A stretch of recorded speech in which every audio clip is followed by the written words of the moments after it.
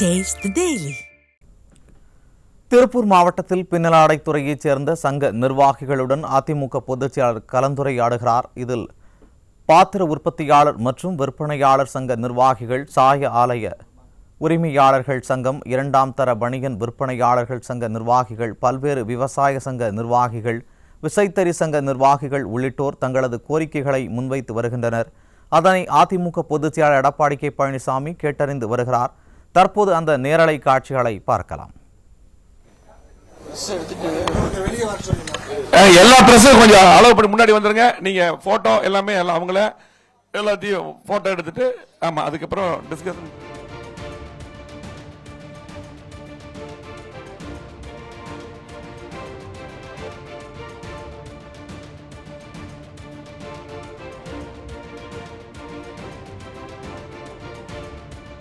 எடுத்துங்க.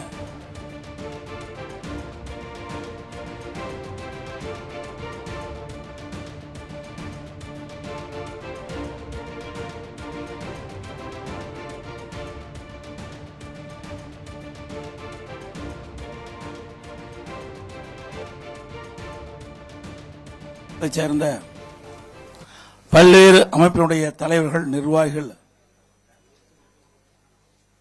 கலந்து ஆலோசனை கூட்ட நிகழ்ச்சியிலே கலந்து கொண்டு சிறப்பித்துக் கொண்டிருக்கின்ற அனைத்து கூட்டமைப்பை சேர்ந்த நிர்வாகிகளுக்கும், இங்கே வரியிருந்து சிறப்பித்துக் கொண்டிருக்கின்ற முன்னாள் அமைச்சர், சட்டமன்ற உறுப்பினர் அரும்சை எஸ்.பி. வேலுமணி அவர்களுக்கும், முன்னாள் அமைச்சர் சட்டமன்ற உறுப்பினர் பொள்ளாச்சி ஜெயராமன் அவர்களுக்கும், மற்றும் வரியிலிருந்து சிறப்பித்துக் கொண்டிருக்கின்ற முன்னாள் அமைச்சர் சோதரர் எம்எல்ஏ ஆனந்தன் அவர்களுக்கும், மரியாதைக்குரிய முன்னாள் அமைச்சர் சட்டமன்ற உறுப்பினர் உடுமலைப்பேட்டை ராதாகிருஷ்ணன் அவர்களுக்கும், மற்றும் வரியிலிருந்து சிறப்பித்துக் கொண்டிருக்கின்ற அருமை சோதரர் முன்னாள் அமைச்சர் திரு கே.சி. கருப்பண்ணன் அவர்களுக்கும், மற்றும் சட்டமன்ற உறுப்பினர்களுக்கும், வரியிலிருந்து முன்னாள் சட்டமன்ற உறுப்பினர்களுக்கும். எடுத்துட்டீங்களாப்பா? ரைட், வாங்க, கொஞ்சம் வாங்க, ஒத்துழைப்பு கொடுங்க. நிறைய பேசுவாங்க.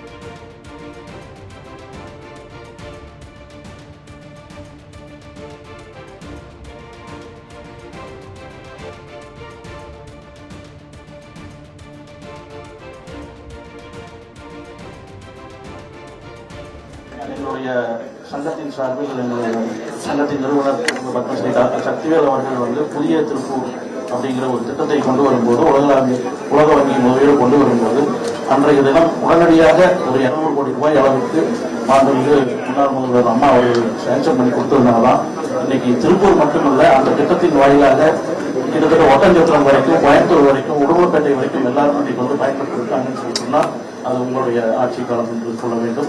அதே போல அது தொடர்ந்து சாய்வு ஆலைகளை எல்லாம் உயர்நீதிமன்றம் மூடிய போது உடனடியாக வட்டியில்லா கடனாக ஒரு 200 கோடி ரூபாய் கொடுத்து மீட்டெடுத்ததில் உங்களோட ஆட்சி பங்கு ஒரு சிறப்பான அதை குறிப்பிடுமாறு செய்து கொடுத்தீர்கள். அதே போல நீங்கள் முதல்வராக பொறுப்பேற்ற பின்பு வந்த கோவிட் காலத்தில் புலம்பெயர் தொழிலாளர்களை அவங்கள பாதுகாத்து அவங்களுக்கான உணவுப் பொருட்களை எல்லாம் குறித்த நேரத்தில் கொடுத்து உதவினதுக்கு மிகப்பெரிய ஒரு பாராட்டை இந்த திருப்பூர் மாவட்டத்திற்கு இங்கிலாந்து அரசே வழங்கியதற்கு மிகப்பெரிய காரணமாகத்தான் நீங்கள் வழங்கியிருந்தீங்க. அன்னைக்கு மாவட்ட நிர்வாகத்தோடு நாங்கள் இணைந்து திருப்பூர் ஏற்றுமதியாளர் சங்கம் மற்றும் தன்னார்வ அமைப்புகள் எல்லாம் இணைந்து வேலை செய்த போது வேலுமணி அண்ணா திருப்பூருடைய கலெக்டருக்கு போட்ட உத்தரவு அரசாங்கத்தின் நடைமுறை எதையும் பின்பற்றிட்டு இருக்க வேண்டாம், என்ன தேவையோ நுகர்வோர் வாலிபர்களுக்கு அதிலிருந்து எடுத்து உடனடியாக கொடுத்து அந்த மக்களை காப்பாற்றுங்கள் அப்படின்னு சொன்னாங்க. அந்த அளவுக்கு வந்து ஒரு மக்களை காப்பாற்ற வேண்டிய ஒரு சூழல்ல மிகச்சிறப்பாக செயல். அதே போல 4வது குடிநீர் திட்டத்திற்கும் இடத்தை வாங்கி கொடுத்து அதை வந்து மிகச்சிறப்பாக இன்னைக்கு வந்து அந்த திட்டம் செயல்பாட்டுக்கு வந்திருக்குன்னு சொன்னா அதற்கும் காரணம் உங்களுடைய ஆட்சி காலம் தான். இன்னைக்கு திருப்பூரை பொறுத்த வரைக்கும் ஒரு 2500 ஏற்றுமதி நிறுவனங்கள், 20,000 சார்பு நிறுவனங்கள், 10 லட்சம் தொழிலாளர்கள் நேரடியாக வேலை பார்க்குறாங்க. அதில் வந்து 60% மேல் பெண்கள் வேலை பார்க்குறாங்க. 5 லட்சம் முதலீடு செய்து 10 பேருக்கு வேலை கொடுக்கக்கூடிய நிறுவனமும் இங்கே இருக்குங்க. அதே மாதிரி 3000 கோடி ரூபாய் டர்ன் பண்ணக்கூடிய நிறுவனமும் இங்கே இருக்கிறது. 44,700 கோடி ஏற்றுமதியும் ஒரு 30,000 கோடி உள்நாட்டு உற்பத்தியும் நடைபெற்றுக் கொண்டிருக்கக்கூடிய ஊர் தான் திருப்பூர். தற்சமயம் வந்து புவிசார் அரசியல் நகர்வுகள் வந்து ஒரு நல்ல வாய்ப்பை இந்தியாவுக்கு வழங்கியிருந்த நேரத்தில் ஒரு அசாதாரண சூழல் அமெரிக்கா வருவதற்கு காரணமாக நம்ம சந்திச்சுட்டு இருக்கோம். கிட்டத்தட்ட 40% ஏற்றுமதி அப்படிங்கிறது அமெரிக்காவுக்கு தான் இங்கிருந்து நடந்துட்டு இருக்கு. இன்னைக்கு இருக்கிற சூழல்ல சுருக்கமாக சொல்லணும்னா பொருள் இழப்பாக ஒரு 4,000 கோடியும் வர்த்தக வாய்ப்பு கிட்டத்தட்ட ஒரு 14,000 கோடியும் நாம் இழக்க வேண்டிய சூழ்நிலையில் நாங்கள் இருக்கோம். இந்த சூழ்நிலையில மத்திய அரசாங்கம் செய்ய வேண்டிய கோரிக்கைகளை நிறைய நாங்கள் கொடுத்திருக்கோம். மத்திய நிதியமைச்சரை சந்தித்தும் கொடுத்திருக்கோம். அதில் ஒரு சிலதை மட்டும் உங்கள்கிட்ட சொல்ல வேண்டிய கட்டாயம் இருக்கிறது. அதாவது கேபிட்டல் இசிடிஎல்எஸ் ஸ்கீம்ல வந்து இன்னைக்கு இருக்கிற லோன் அமௌண்ட்லேருந்து 20 முதல் 30% உயர்த்தி கொடுக்க கேட்டிருக்கோம். என்பிஏ கிளாசிபிகேஷன் வந்து 90 நாட்களிலிருந்து 180 நாட்கள் அதிகரித்து தருமாறு கேட்டிருக்கோம். அதே மாதிரி அமெரிக்காவுக்கு ஏற்றுமதி செய்யக்கூடிய நிறுவனங்களுக்கு ஒரு 20% சலுகை, ஏற்றுமதி சலுகையை வழங்க வேண்டும் என்றும் கேட்டிருக்கோம். இதெல்லாம் வந்து மத்திய அரசாங்கத்திடம் வைத்திருக்கிறோம். எங்கள் கோரிக்கை மனுவிலையும் அது இருக்குங்க. இன்னைக்கு மத்திய அரசாங்கத்தோடு மிக இணக்கமாக இருக்கக்கூடிய நீங்கள் நினைத்தால் இந்த கோரிக்கைகள் எல்லாம் எங்களுக்கு உடனடியாக பெற்றுத்தர முடியும் என்று தொழில்துறை சார்பாக அந்த கோரிக்கையை நான் வைத்துக் கொள்கிறேன். அதே போல திருப்பூரை பொறுத்த வரைக்கும் பார்த்தீங்கன்னா ஒரு 5 மின்மயானங்கள், 2 பாலம், பல பிரைமரி ஹெல்த் சென்டர், பல அரசு பள்ளிகள், இன்னைக்கு கேன்சர் ஆஸ்பத்திரி வந்து அரசாங்கத்தின் பங்களிப்போடு மிக பெரிதாக உருவாயிட்டு இருக்கு. இன்னைக்கு வந்து அந்த ரோட்ல அரசு மருத்துவமனை வந்து அரசு மருத்துவக் கல்லூரியாக மாறி இன்னைக்கு ஒரு கம்பீரமா நிற்குதுன்னா அதுக்கும் நீங்க தான் காரணம். அப்படியான ஒரு சூழல்ல இந்த தொழில் சமூகம் வந்து திருப்பூர் தொழில் சமூகம் வந்து ஏராளமான சமூக பங்களிப்பு கொடுத்துட்டு இருக்கிறோம். இந்தியாவிலேயே எங்கேயும் இல்லாத அளவுக்கு நாங்கள் கொடுத்துட்டு இருக்கோம். எதிர்வரும் தேர்தலில் நீங்கள் வெற்றி பெறும்போது திருப்பூரில் என்னென்னலாம் ஒரு கிட்டத்தட்ட இப்ப தேவைக்கு ஒரு 70,000 கோடி நாங்கள் பண்ணிட்டு இருக்கோம். அதில் 5% திருப்பூருக்கு சிறப்பு நிதியாக கொடுத்து இங்க இருக்கக்கூடிய கட்டமைப்புகளை எல்லாம் மேம்படுத்த வேண்டும் என்ற அந்த கோரிக்கையோடு விரைவுகிறேன். நன்றி. பனியன் உற்பத்தியாளர் சங்கங்களின் தாய் சங்கமான தென்னிந்திய பனியன் உற்பத்தியாளர் சங்கத்தினுடைய துணைத் தலைவர்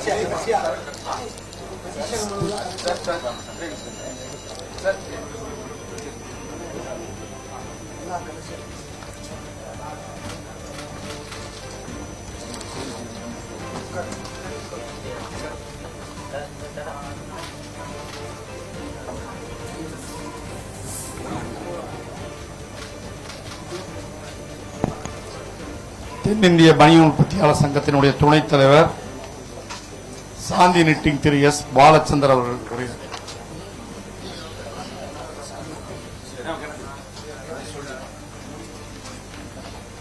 வணக்கம் ஐயா. திருப்பூர் தொழில்துறையினுடைய கருத்துக்களை கேட்கறதுக்காக நேரம் ஒதுக்கி இங்கே வந்ததுக்கு மனமார்ந்த நன்றியை தெரிவித்துக் கொள்கின்றோம். நான் சார்ந்த தென்னிந்திய பனியன் உற்பத்தியாளர் சங்கம் ஒரு 750 நிறுவனங்களை கொண்ட ஒரு சங்கம். நாங்கள் வந்து முழுக்க வந்து உள்நாட்டு வணிகம் பண்ணிட்டு இருக்கிறோம். உள்ளாடைகள், டிஷர்ட் இதெல்லாம் வந்து எங்களுடைய ஓன் பிராண்டில் ஆல் ஓவர் இந்தியா நாங்கள் வந்து சப்ளை பண்ணிட்டு இருக்கிறோங்க ஐயா. இப்போ இதில் என்னன்னு கேட்டிங்கன்னா, இதில் வந்து 100 பிராண்டு வரைக்கும் வந்து வெளியே தெரிஞ்ச பிராண்ட் இருக்குது. ஒரு 400 பிராண்டு வந்து வெளியே தெரியாத பிராண்டுகள் நிறைய இருக்குது. இந்த பிராண்டுகளை வந்து நம்ம எஸ்டாப்ளிஷ் பண்ணணும். வெளிநாட்டை எதிர்பார்க்காம நம்ம உள்நாட்டிலேயே நம்ம வந்து வணிகத்தை வந்து ஒன்றும் உயர்த்தணும் அப்படின்னு சொல்லி சொன்னால் இங்கே வந்து ஒரு ஒருங்கிணைந்த வணிக வளாகம் ஒன்று வேணுங்க. அதாவது நம்ம பிராண்டுகளெல்லாம் இங்கேயே டிஸ்பிளே பண்ணி வெளிமாநிலத்திலிருந்து வர்ற வியாபாரிகள் வந்து யாரை போய் அப்ரோச் பண்ணுறதுன்னு தெரியறதில்ல. ஒரு இடைத்தரகர்கள் நம்பி அவங்க காமிக்கிற ஒரு 1-2 நிறுவனங்களுக்கு மட்டும் போயிட்டு அதோட அவங்க வியாபாரத்தை முடிச்சுட்டு போயிடுறாங்க. எல்லா பிராண்டும் வந்து இங்கே டிஸ்பிளே பண்ணுற மாதிரி இருந்தால், வணிக வளாகம் இருந்தால் எல்லாத்தையும் வந்து பார்த்துட்டு ஒன்று வியாபாரத்தை வந்து நம்ம வந்து ஒன்று விரிவாக்கம் செய்ய முடியுங்க. அதே மாதிரி அடிக்கடி நம்ம வந்து இங்கே மிஷினரி ஃபேர் அந்த மாதிரியான கண்காட்சிகள் எல்லாம் நடத்திட்டு இருக்கிறோம். அதுக்கு வந்து சரியான வளாகம் இல்லாதனால நாம வந்து ஒரு காலி இடத்துல ஷெட்டை போட்டு பண்றோம். அது வந்து நிறைய சிரமங்கள் இருக்கு, பாதுகாப்பு குறைபாடுகளும் இருக்கு. அந்த மாதிரி ஒரு கண்காட்சி வளாகம் வந்து நம்ம அரசு சார்பில் அமைச்சு கொடுத்தா இன்னும் நல்லா இருக்குங்கிறது எங்களுடைய கோரிக்கைங்க. அதே மாதிரி வந்து மின் கட்டண உயர்வால வந்து தொழில் வந்து ரொம்ப பாதிச்சிருக்குதுங்க. இந்த பீக் கவர், நிலை கட்டணம் இதெல்லாம் வந்து ரொம்ப பாதிச்சிருக்குது. இப்போ நாங்கள் வந்து கொரோனா வரைக்கும் வந்து தொழில் வந்து டொமஸ்டிக் பிசினஸ் வந்து நல்லா இருந்ததுங்க. கொரோனாக்கு அப்புறம் வந்து தொழில் வந்து மந்த நிலைமையில் இருக்கு. முதல்ல வந்து எங்களுக்கு 30 to 45 நாள்ல இருந்து எங்க டீலர் கிட்ட இருந்து பணம் வந்துடும். இப்போ குறைஞ்சபட்சம் 90 நாள் 100 நாள் ஆயிருது. ரொம்ப சிரமமா இருக்கு. அதுல இந்த மின் கட்டணம் வந்து இந்த மாநகராட்சி வரி இதுவும் வந்து எங்களுக்கு ரொம்ப சிரமமா இருக்கு. அதை வந்து நீங்க வந்து ஆட்சிக்கு வரும்போது குறைக்கணுங்கிறது பணியோடு கேட்டுக்கொள்கின்றோம். அதே மாதிரி வந்து ஒரு லாரி பேட்டை வந்து எங்களுக்கு வந்து ஒரு இடத்துல ஒரே இடத்துல இருந்தால் நல்லா இருக்குங்க. ஏன்னா நாங்கள் வெளி மாநிலத்துக்கு கிடப்போம், ஒவ்வொரு லாரி ஆஃபீஸ் ஒவ்வொரு இடத்துல இருக்குது. அப்போ வந்து எங்கள் வாகனங்கள் வந்து சுற்றி போகும்போது நிறைய போக்குவரத்து நெரிசல் ஏற்படுது. டைம் வரையும் ஆகுதுங்க. அது ஒரு லாரி பேட்டை ஒருங்கிணைந்து ஒரு லாரி பேட்டை அமைச்சு கொடுத்தா நல்லா இருக்குங்கிறது எங்களுக்கு கோரிக்கை. இதே மாதிரி ஜிஎஸ்டியில் வந்துங்க சின்ன சின்ன ஒரு இஷ்யூக்கெல்லாம் பார்த்தீங்கன்னா நிறைய நோட்டீஸ் வருது, பெனால்ட்டி வருது. அது வந்து இங்கே பெரும்பாலும் இங்கே இருக்கிறதெல்லாம் வந்து சிறு குறு நிறுவனங்கள், அவங்க வந்து அதை ஃபேஸ் பண்ணுறதுக்கு ரொம்ப சிரமப்படுறாங்க. அதுவும் எங்களுக்கு வந்து ஒரு ஹெல்ப் பண்ணி கொடுக்கணுங்கிறது கேட்டுக்கிறேங்க. மற்ற கோரிக்கைகள் வந்து நாங்கள் வந்து மனுவாக கொடுத்துருக்கோம். உங்களுடைய நேரத்தின் அருமை கருதி நான் இதோட முடிச்சுக்கிறேங்க. நன்றி. நிகழ்ச்சியை முடிந்த பிறகு நம்முடைய வருங்கால முதலமைச்சர்களுக்கு பொக்கே மற்றும் பொன்னாடைகள் அணிவித்துக் கொள்ளலாம். எல்லாம் உட்காருங்க, இறுதியா வாங்கிக்குவாங்க. இப்போது திருப்பூர் துணி உற்பத்தியாளர் சங்கத்தின் நிட்மா சார்பாக மற்றும் ரோட்டரி சார்பாக அகில் சூ ரத்னசாமி அண்ணன் அவர்கள் பேசுவார்.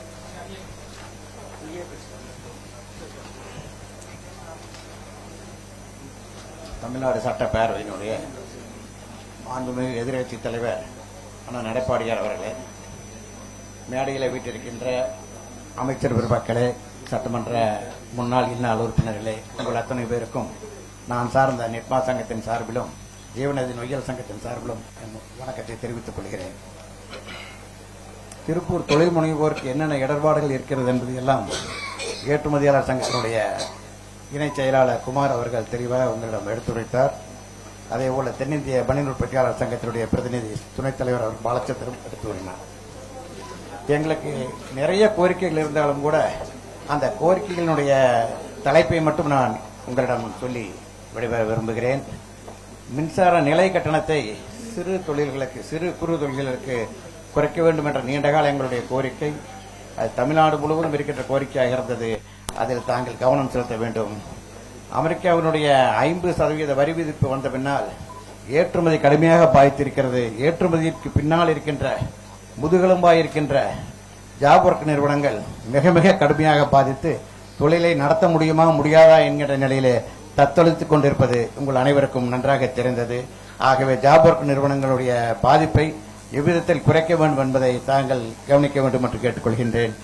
அதேபோல திருப்பூர் வடக்கு தெற்கு இரண்டும் இணைப்பு மிக குறைவாக இருக்கிறது. போக்குவரத்து நெரிசல் அதனால் மிக மிக அதிகமாக வருகிறது. இணைப்புக்கு இருக்கின்ற பாலங்கள் போதாது. மிகப்பெரிய ஒரு அமைப்பை உருவாக்கி, பாலத்தை உருவாக்கி திருப்பூர் தெற்கையும் வடக்கையும் இணைக்க வேண்டுமாய் கேட்டுக்கொள்கின்றேன். அதேபோல திருப்பூருக்கு டிரான்ஸ்போர்ட் நகர் 2 இடத்திலே அமைய வேண்டும், தெற்கிலும் ஒன்று வடக்கிலும் ஒன்றுமாக. அப்போதுதான் நெரிசல் இல்லாத போக்குவரத்து நெரிசல் ஏற்படும். அதேபோல சர்வதேச தரத்தில் கண்காட்சி மையம் ஒன்று அமைக்க வேண்டும். கிட்டத்தட்ட கொடிசியா அமைப்பை போல இருக்க வேண்டும் என்று கேட்டுக்கொள்கிறேன்.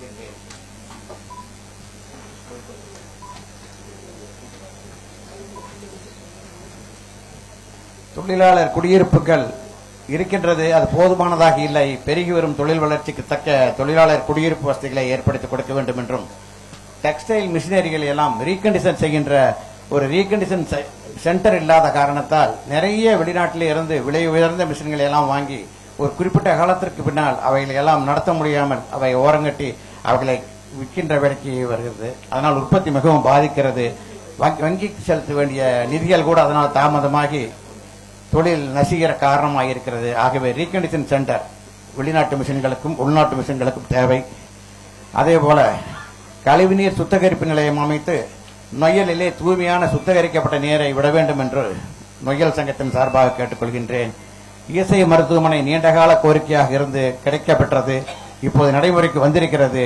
அது தொழிலாளர்களுடைய எண்ணிக்கைக்கு தகுந்த அளவிற்கு இன்னும் விஸ்தீர்ணம் செய்ய வேண்டும், பயன்பாட்டுக்கு முழுமையாக வர வேண்டும் என்றும் கேட்டுக்கொள்கின்றேன்.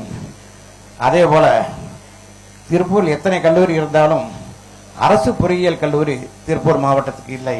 திருப்பூர் மாவட்டத்துக்கு ஒரு அரசு பொறியியல் கல்லூரி ஒன்றும் வர வேண்டும் என்று கேட்டுக்கொள்கின்றேன். அதே போல திருப்பூர் ரயில்வே கூட்செட் உங்களுக்கு தெரியும், மிகப்பெரிய இக்கட்டான நிலையில அந்த கூட்செட் வண்டிகள் எல்லாம் டவுனுக்குள் போய் வருகின்ற காரணத்தால் போக்குவரத்து நெரிசல் மிக மிக அதிகம் மட்டுமல்ல விபத்து ஏற்படுகிறது. அது வஞ்சி வளையத்துக்கு கூட்செட் மாற்றப்பட்டு விட்டாலும் கூட முழுமையாக மாற்றப்படவில்லை.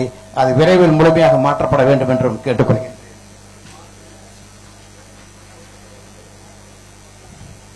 திருப்பூர் ரயில் நிலைய விரிவாக்கம்.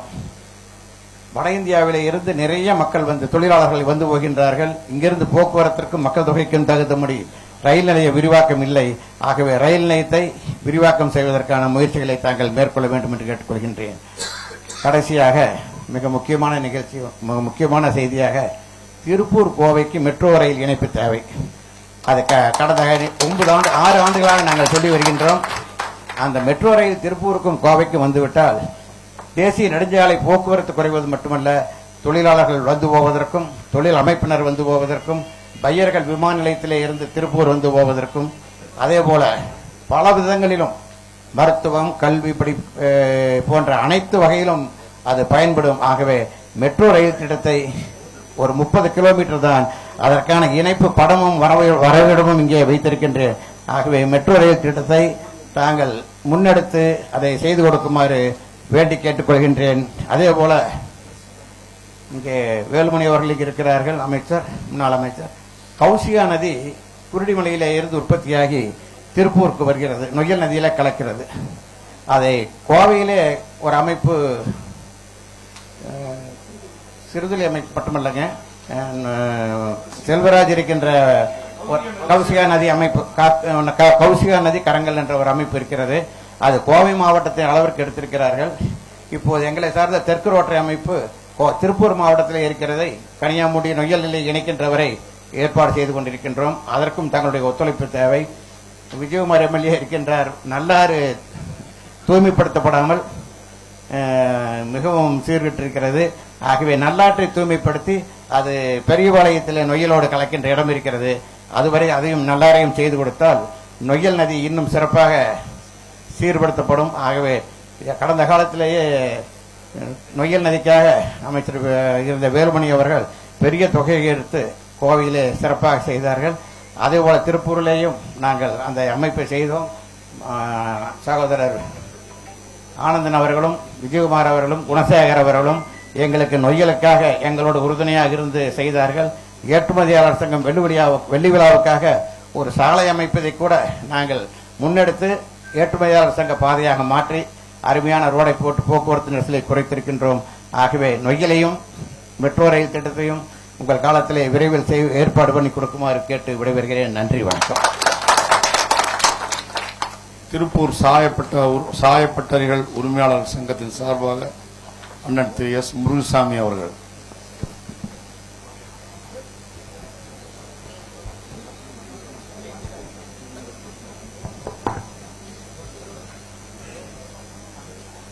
இந்த நிகழ்விலே கலந்து கொண்டு தொழில் முனைவோர், விவசாயிகள், வணிகர்கள், பல்வேறு அமைப்பைச் சேர்ந்த அமைப்பினர்கள் கருத்துக்களை கேட்டு செயல்படுத்துவதற்கு தயாராக இருக்கிற மாண்புமிகு எதிர்க்கட்சி தலைவர், முன்னாள் முதலமைச்சர் அறிவியலன் எடப்பாடி அவர்களே, இங்கே வருகின்றிருக்கிற முன்னாள் அமைச்சர்கள் அறிவியலன் எஸ்பி வேலுமணி அவர்களே, உடுமலை ராதாகிருஷ்ணன் அவர்களே, எம்.எஸ். ஆனந்தன் அவர்களே, மாவட்ட செயலாளர் அறிவியலன் முன்னாள் அமைச்சர் பொள்ளாச்சி ஜெயராமன் அவர்களே, முன்னாள் அமைச்சர் மரியாதைக்குரிய அறிவியலன் கருப்பண்ணன் அவர்களே, சட்டமன்ற உறுப்பினர்களே, முன்னாள் சட்டமன்ற உறுப்பினர்களே, தொழில் முனைவோரே, அனைவருக்கும் என்னுடைய வணக்கத்தை தெரிவித்துக் கொள்கிறேன்.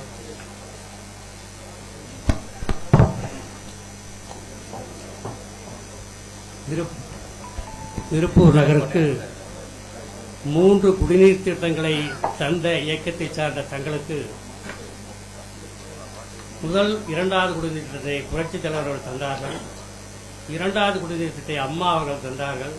மூன்றாவது குடிநீர் திட்டத்தை நீங்கள் தந்து இந்த நகரத்தை காப்பாற்றி இருக்கிற என்பதை இந்த நேரத்தில் நன்றியோடு குறிப்பிட விரும்புகிறேன். அதேபோல திருப்பூர் நகருக்கு ஒரு மருத்துவக் கல்லூரி, ஸ்மார்ட் திட்டம், அம்ரூட் திட்டம் போன்ற பல்வேறு திட்டங்களை 2000 கோடி ரூபாய்க்கு மேல் ஒதுக்கீடு செய்து நிறைவேற்றி தந்ததற்கு இந்த நேரத்திலே நாங்கள் தொழில்துறையின் சார்பில் நன்றியை தெரிவித்துக் கொள்கிறோம். இன்றைக்கு எங்களுடைய தொழில்துறையை சார்ந்த சாய தொழிற்சாலைக்கு இருக்கிற பிரச்சனைகளை உங்கள் முன் கோடித்து காட்ட விரும்புகிறேன்.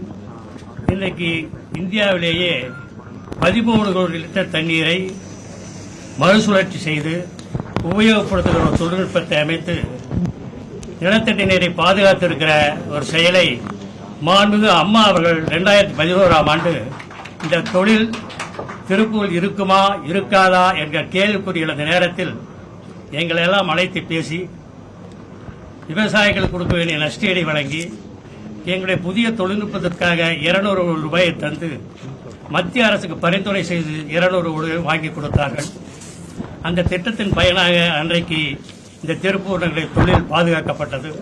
அதற்கும் இந்த நேரத்திலே நன்றியை சொல்லிக் கொள்வதோடு இப்படி பாதுகாத்த இந்த தொழில் இன்றைக்கு பல்வேறு இக்கட்டான சூழ்நிலை இருக்கிறது. அதனை காப்பதற்கு நீங்கள் ஆட்சி பொறுப்பேற்கிற போது முதல் கவனம் செலுத்த வேண்டும் என்று கேட்டுக்கொள்கிறேன். முதல் கட்டமாக மாண்புமிகு அம்மா அவர்கள் அன்றைக்கு வட்டியில்லா கடனை வழங்குகிற போது உங்களுக்கு அதை 0% செய்கிற போது மானியமாக மாற்றித் தர வேண்டும் என்று உத்தரவாதம் அளித்திருந்தார்கள். ஆகவே தாங்கள் அந்த உத்தரவாதத்தை அமல்படுத்துகிற வகையில் எங்களுக்கு இந்த வட்டியில்லா கடனை மானியமாக அறிவிக்க அன்போடு கேட்டுக்கொள்கிறேன். அதேபோல மின்சார கட்டணத்தை பற்றி எல்லாருக்கும் தெரியும். இன்றைக்கு சிறு குறு தொழில் மட்டுமல்ல, அத்தனை தொழில்களும் மின்சார கட்டண உயர்வால் பாதிக்கப்பட்டு தொழில் நலிவடைந்திருக்கிறது என்பதை நாங்கள் சொல்ல வேண்டியதில்லை. உங்களுக்கு எல்லா விவரமும் தெரிந்தவர் என்பதால் நீங்கள் வந்த பிறகு மின் கட்டணத்தை உயர்த்துவதை தயவு செய்து முறைப்படுத்துங்கள். ஒவ்வொரு 2 வருஷத்துக்கு 3 வருஷத்துக்கு ஒருக்கா மின் கட்டணம் உயர்த்தி இருந்தால் தொழில்துறை தாங்காது என்பதை உங்களுக்கு நினைவூட்டி அந்த கட்டணத்தை குறைப்பதற்கு தாங்கள் மறுசீராய்வு செய்ய வேண்டும் என்று கேட்டுக்கொள்கிறேன். எங்களுக்கு இன்றைக்கு பெரிய சுமையாக இருப்பது 98% கழிவுகளை, சாயக்கழிவு நீரை மறுசுழற்சி செய்து பயன்படுத்துகிறோம்.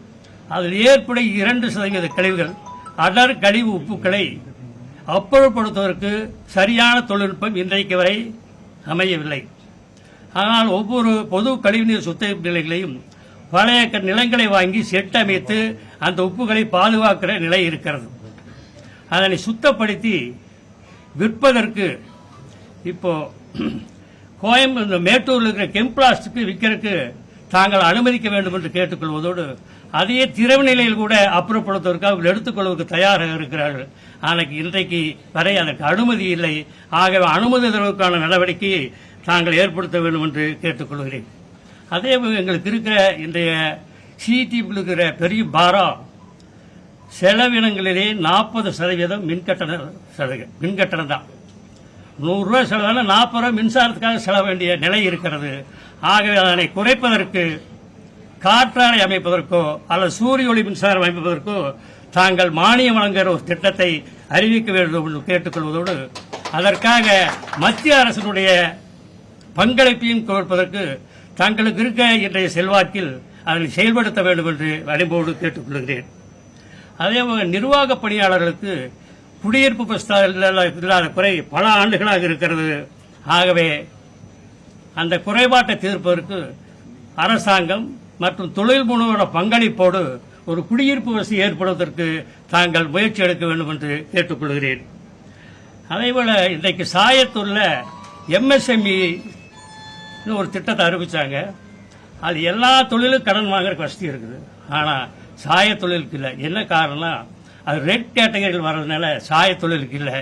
அந்த ரெட் கேட்டகரி இருக்கிறதுனால கிடைக்காததுனால அரசாங்கம் எங்களுக்கு டையிங் தொழிலுக்கு கடன் கிடைப்பதற்கு ஆவணம் செய்ய வேண்டும் என்று இந்த நேரத்திலே பணிவோடு கேட்டு திருப்பூர் நகருக்கான 2 கோரிக்கைகளை வைக்க விரும்புகிறேன். திருப்பூர் நகரத்திற்கு பல ஆண்டு காலமாக போக்குவரத்து நெரிசல் என்பது தலைதூக்கி ஆடுகிறது.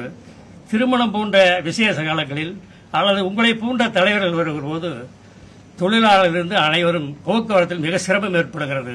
ஆகவே திருப்பூர் மட்டுமல்ல, திருப்பூர், பல்லடம், காங்கேயம், பெருந்துறை போன்ற பல்வேறு நகரங்களில் மேம்பாலங்கள் அமைப்பதற்கு தாங்கள் உரிய நடவடிக்கை வேண்டும் என்று பணிவோடு கேட்டுக் கொள்கிறேன். அது மட்டுமல்லாமல் இன்றைக்கு திருப்பூர், கோவை, திருநெல்வேலி, மதுரை, சென்னை போன்ற நகரங்களில் குப்பை பிரச்சனை தலைவிரித்து ஆடுவதை நீங்கள் அறிந்ததுதான். ஆகவே நீங்கள் வந்தவுடன் இந்த குப்பை பிரச்சனைக்கு தயவு செய்து தீர்வு காண வேண்டும் என்று பணிவோடு கேட்டு இந்த வாய்ப்பை வழங்கிய உங்கள் அத்தனை பேருக்கும் சாய தொழிற்சாலை உரிமையாளர் சங்கத்தின் சார்பில் மீண்டும் ஒரு நன்றியை சொல்லி விடைபெறுகிறேன். நன்றி. கீமா திரு முத்துரத்னம் அவர்கள்.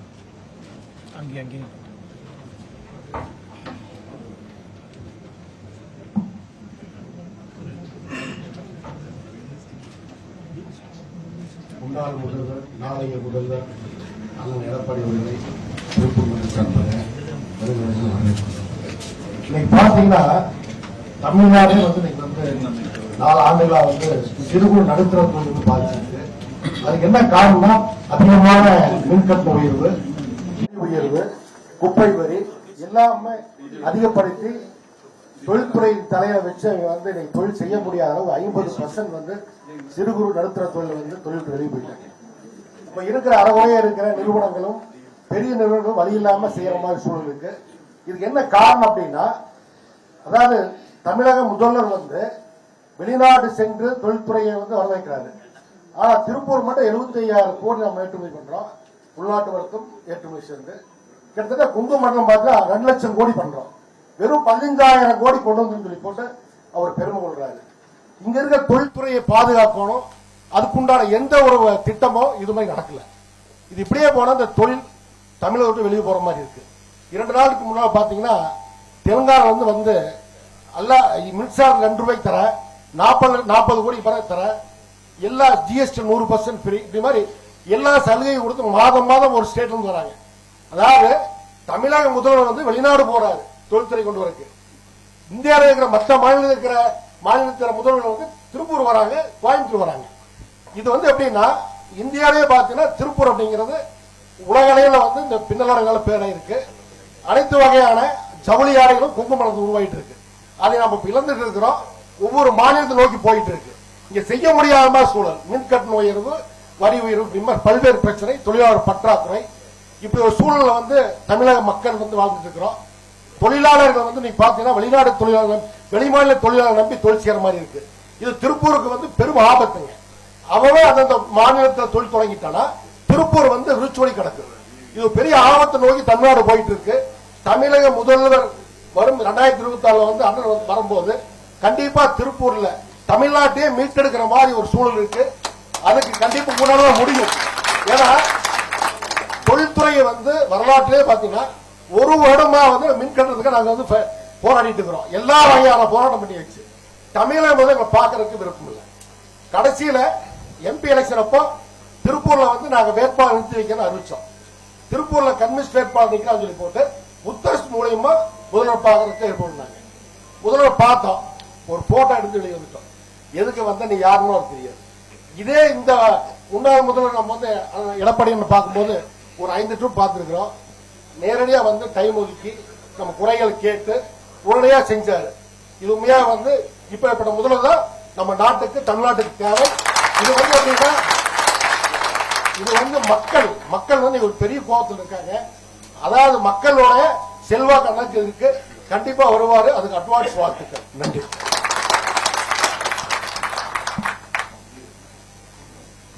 ஜவுளி உற்பத்தியாளர் சங்கத்தின் சார்பாக வீவிங் கிளஸ்டர் திரு முருகேசன் அவர்கள்.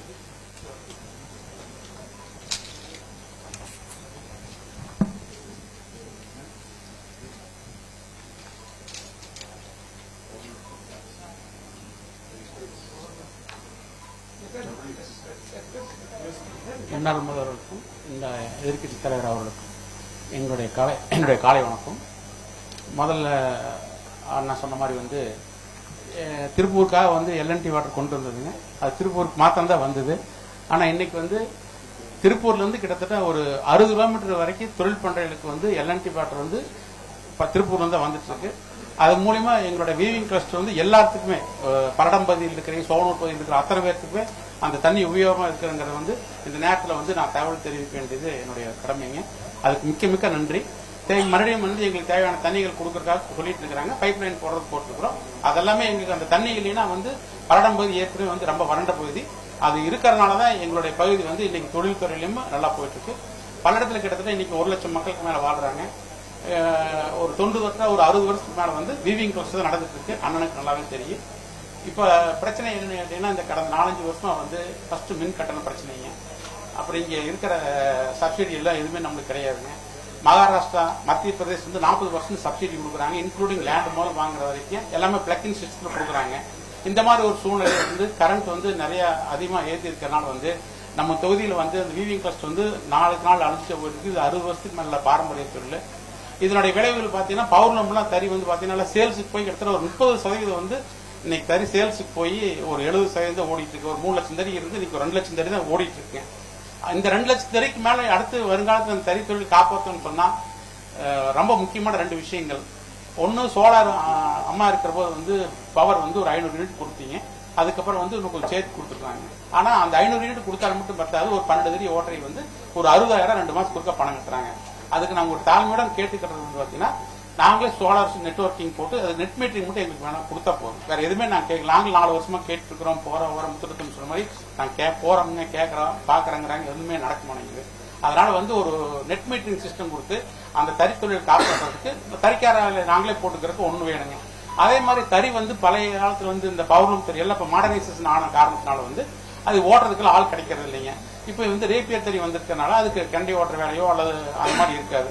சோ அது ரேப்பியர் கன்வென்ஷனுக்கு வந்து 3-4 வருஷமா ஒரு தமிழ்நாட்டில் வந்து டெக்ஸ்டைல்ஸ் பாலிசி அறிவிச்சிருந்தாங்க. நாங்க இதே மாதிரி 3 இயர்ஸ் போறோம், 70,000 பணம் தரேன்னு சொல்றாங்க. அந்த பாலிசி முழு அளவுல வந்து ஒரு வேலைக்காரத்துக்கு வர மாதிரி இல்லைங்க. 3-4 இயர்ஸ் ஆயிடுச்சு. எந்த ஒரு நடவடிக்கையும் இல்லாத இருக்குதுங்க. அது வந்து ஒரு ரேப்பியர் தறியை கன்வெர்ட் பண்றதுக்கு கொடுத்தாலும் மத்திய அரசும் தயாரா இருக்கிறாங்க. அது வந்தனே நீங்க அதை கொஞ்சம் முயற்சி பண்ணி அதை எடுத்து கொடுத்தோம்னா மிக சந்தோஷமா இருக்கு. அதே மாதிரி இப்ப உங்களுக்கு நல்லாவே தெரியும், தமிழ்நாட்டை பொறுத்தவரை ஒரு 50% மேல ஒரு டெக்ஸ்டைல் தொழிலுடைய பங்கு இருக்கிற இந்த காலம் போய் இப்ப 40% கீழே நெருங்கி போயிட்டு இருக்கிற காலம் வந்துருக்கு. என்ன காரணம் கேட்டீங்கன்னா, குஜராத், மகாராஷ்டிரா, மத்திய பிரதேசம் எல்லா மாநிலத்திலுமே 40% முத்துரத்துன்னு சொன்ன மாதிரி எல்லா மந்திரிகள் அந்த அவரு நிறைய இவர் சந்திரபாபு நாயுடு அவர் மகன் வந்து நான் மீட்டிங் போயிருந்தப்ப 3 நாளைக்கு முன்னாடி அவர் வந்து இன்வெஸ்ட்மெண்ட் கூப்பிட்டுருந்தாங்க. அதே மாதிரி தெலுங்கானா மந்திரி வந்து இது மாதிரி நீங்க டெக்ஸ்டைல் இண்டஸ்ட்ரிக்கு வாங்கன்னு சொல்லி கூப்பிட்டுருந்தாங்க. இந்த மாதிரி ஒரு சூழ்நிலையில் வந்துங்க நம்மளுக்கு வந்து நீங்க ஒரு இந்தியாலேயே அதிகமா ஆட்டோமேட்டிக் தறி ஓடுறது நம்ம கோயம்புத்தூர் மாவட்டம், திருப்பூர் மாவட்டம், கோயம்புத்தூர் மாவட்டம் 20,000 தறிக்கு மேல ஓடுது. யார் தெரியுங்க? சைனால 1 லட்சம் 1.5 லட்சம் ஓடிட்டு இருக்கிற போது நம்மகிட்ட ஒரு 20,000 தறி ஓடிட்டு இருக்கிற போதுங்க இப்ப இது இங்கெல்லாம் வந்து மைனஸ் ஆயிட்டே போயிட்டு இருக்குங்க. எல்லாமே வந்து குஜராத், மகாராஷ்டிரா, மத்திய பிரதேசம் போயிட்டு இருக்கு. அங்க நல்லா பவர் இன்சென்டிவ் கொடுக்குறாங்க, எம்ப்ளாயி இன்சென்டிவ்ங்க, கேபிட்டல் சப்சிடி எல்லாமே இன்சென்டிவ் கொடுக்கறதுனால இந்த இண்டஸ்ட்ரி வந்து நம்மள வந்து போயிட்டே இருக்கு. இது எப்படி எதை எடுத்து நாங்க சமாளிக்கிறோம்னு தெரியறது இல்லைங்க. ஸோ இது ஒரு இன்சென்டிவ் வந்து ஒரு ரொம்ப முக்கியமான ஒரு சமாச்சாரம். நீங்க வந்ததுக்கு அப்புறம் அதுக்கு ஒரு டெக்ஸ்டைல் இண்டஸ்ட்ரி வீவிங் கிளஸ்டருக்கு வந்து அது ஒரு எங்களுக்கு ஒரு முக்கியமா வந்து செஞ்சு கொடுக்கணுங்க. அதே மாதிரி பல இடத்துல வந்துங்க எல்லாத்துக்குமே தெரியும், நாங்க போராட்டம் பண்ணிருக்கிறோங்க. 2021 நம்ம ஆட்சியில் இருக்கிற போது ஒரு அரசாணை வெளியிட்டிருந்தீங்க. 45 கோடி ரூபாய்க்கு திருப்பூர் ரிங் ரோட்டுக்கு பைபாஸ் ரோட்டுக்கு வந்து நீங்களே கையெழுத்து போட்டு கொடுத்து ஒரு அரசாணை போட்டு 40 கோடி ஃபண்ட் ஒதுக்கி இருந்தீங்க. அது பணம் அலோகேட் ஆகி அந்த இடம் எல்லாமே 0 லெவல் இருக்குங்க. அது 4 வருஷம் ஆச்சு, இது வரைக்கும் இல்லைங்க. இப்ப ஏதோ ஒரு புதுசா வந்து அந்த ரிங் ரோடு வந்து 14 கிலோமீட்டர் வருதுங்க. இப்ப வந்து ஒரு ரிங் ரோடு எடுக்கிறேன்னு சொல்லிட்டுங்க, நேரா போன 8 கிலோமீட்டருங்க. இப்ப போற ரிங் ரோடு 9 கிலோமீட்டர் 9 கிலோமீட்டர் வருங்க. 3/4 கிலோமீட்டர் எச்சா வருதுங்க. பரட 4 ரோட்ல இருந்து 1.5 கிலோமீட்டர் 1.5 கிலோமீட்டர் அந்த ரிங் ரோடு வருது. நம்ம போட்டிருக்கிற திட்டத்துல வந்து அறிவிச்ச திட்டம் வந்து 4 கிலோமீட்டர் தள்ளி வருது. எந்த ஒரு தொழில் பண்றீங்களோ கூடியிருக்கோ எந்த இதுலயுமே இடைஞ்சல் இல்லைங்க. அது அப்படியே இருக்காது. இடுபடுப்பு இது பண்ணிருக்காங்க. இந்த விஷயமா வந்து நாங்க நிதின் கட்கரி அமைச்சர்கிட்ட போய் இந்த எல்லா விவரத்தையும் சொல்லிட்டு வந்திருக்கிறோம். ரொம்ப நாளத்த கோரிக்கையா வந்து நீங்க சென்னை 8 வழிச்சாலை, சென்னை சேலம் 8 வழிச்சாலை சொன்ன மாதிரி கரூர் கோயம்புத்தூருக்கு வந்து எக்ஸ்பிரஸ் வே சொல்லியிருந்தீங்க. அது ரொம்ப கிடக்கில் இருக்குங்க. அது கோயம்புத்தூர் ஆட்டு, திருப்பூர் மாவட்டத்தை ஆட்டுங்க, எங்க தொழில் பண்டைகளுக்கு ஆட்டுங்க. இது ஒரு மிகப்பெரிய ஒரு அத்தியாவசியமான பொருள். ஸோ அதை நீங்க வந்து அதுக்கு தகுந்த நடவடிக்கை எடுத்து பண்ணி கொடுக்கணும். இன்னும் ஒரே ஒரு முக்கியமான விஷயம் வந்து பாத்தீங்கன்னா, நம்ம கோவை மாவட்டத்தில் ஜவுளித்தொழில் உற்பத்தி ஆகிட்டு இருக்கிற மொத்த மதிப்பு கிட்டத்தட்ட வந்து காடா துணி, ரயான் துணி, பாலிஸ்டர் சேர்த்து ஒரு 60,000 இருந்து 70,000 கோடி உற்பத்தி ஆகிட்டு இருக்கு. இது காட்டன் வடநாட்டிலிருந்து கொண்டு வர அதுக்கு 7 ரூபா கிலோ காசு கொடுக்குறோம். துணி உற்பத்தி ஆனதுக்கு அப்புறம் மறுபடியும் வந்து வடநாட்டுக்கு தான் பூரா ப்ராசஸ் போகுதுங்க. இங்க வந்து ஒரு 1% கூட ஆகும் கிடையாதுங்க. ப்ராசஸ் ஆகி மறுபடியும் வந்து நம்ம தென்னாட்டுக்கு வந்து அப்புறம் எக்ஸ்போர்ட் போறது போயிட்டு இருக்குங்க.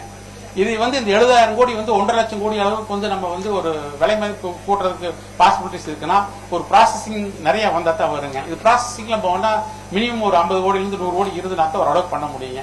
குஜராத்ல ஜெட்பூருக்கு ஒரு இடத்துல 2000 ஃபேக்டரி இருக்குங்க. நம்ம ஊர்ல டெய்லி வந்து ஒரு 100 கண்டெய்னர் லோடு வந்து அங்க ப்ராசஸ் ஆகி அங்கிருந்து வந்து ஆப்பிரிக்கன் கண்ட்ரி கார்மெண்ட்ஸ்க்கெல்லாம் போயிட்டு இருக்குங்க. ஸோ ஒரு ப்ராசஸ் ஏற்கனவே அம்மா அறிவிச்சிருந்தாங்க. தூத்துக்குடி மதுரை இண்டஸ்ட்ரியல் காரிடார் அறிவிச்சிருந்தாங்க. அங்க வந்து பவர் அண்ட் ப்ராசஸிங் சென்டர் போட்டு காமன் ட்ரீட்மெண்ட் பிளான் போறதா சொல்லியிருந்தாங்க. அது பண்ணி கொடுத்தாச்சுன்னா இங்கிருந்து வடநாட்டுக்கு போக வேண்டிய வேல்யூ ஆட் பண்றதுக்குலாம் அவசியம் இருக்காது. இங்கேயே தொழில் வளம் பெருகுங்க, தொழிற்சாலையும் பெருங்க, வேலை வாய்ப்பும் பெருங்க. நம்மளே இங்க எல்லாருமே பண்றதுக்கு சக்தி இருக்குங்க. என்னன்னா இதுல பொல்யூஷன் ப்ராப்ளம் மெயினா இருக்குது, இன்வெஸ்ட்மெண்ட் எச்சா இருக்குதுங்க. ஸோ அதுக்கு வந்து ஒரு மாநில அரசாங்கம் வந்து ஒரு பெரிய ஒரு ட்ரீட்மெண்ட் பிளானுக்கு ஒரு சப்போர்ட் பண்ணி கிராஸ் பண்றதுக்கு நிறைய இளைஞர்கள் இருக்கிறாங்க. உதவுனா எங்களுக்கு ரொம்ப உதவிகரமா இருக்குங்க. எங்களுக்கு இதை கூப்பிட்டு சந்தர்ப்பம் கொடுத்ததுக்கு உங்க எல்லா அனைவருக்கும் நன்றி வந்து வாழ்த்துக்கிறேன். தமிழ்நாடு விசைத்தறியாளர்கள் சங்கத்தின் கூட்டமைப்பின் சார்பாக திரு ஆர் வேலுசாமி அவர்கள் கொஞ்சம் வழிவிட்டுங்க.